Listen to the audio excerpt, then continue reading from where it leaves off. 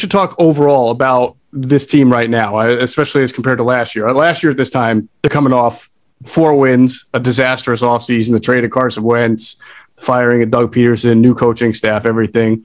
And I remember, OTAs were kind of like what you would expect. There were some things that you liked, and then there were areas of the team like cornerback and safety and some other positions too, where you could tell the vibe we were getting was that there was some uncertainty heading into the year, as there usually is when you're making a wholesale change and everything like that. But one thing you and I both heard that I think is good to be a message that's good to deliver is that as far as the state of the team, there's some real positivity coming out of that air, that the NovaCare, as far as this team and what it's capable. No one's saying Super Bowl or anything like that, but just this team is viewed as way more ready to compete. Is that how you would say, like, really go out there and put out a good product? Very well said. In fact, here's what I would add. If you talk to people around the team last year at this time, they'd say, "Ooh, we'll see." Yeah.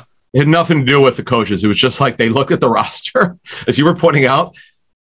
Ironically, they still have an issue at third cornerback, at safety. It's funny how things haven't changed in that area. Yeah. Yet, everywhere else, they're so much better.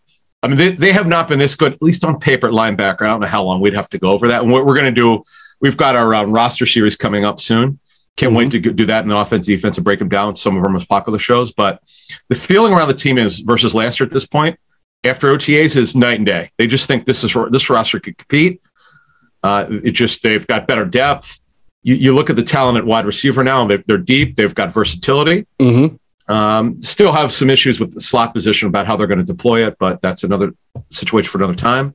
Tight end, they feel a little bit better. It's still a little bit with the depth. They have bodies, but if Goddard got hurt, obviously it's a big drop off. So we'll have to see there. But offensively and defensively, they just feel better about the depth and the talent level. Their frontline talent is better.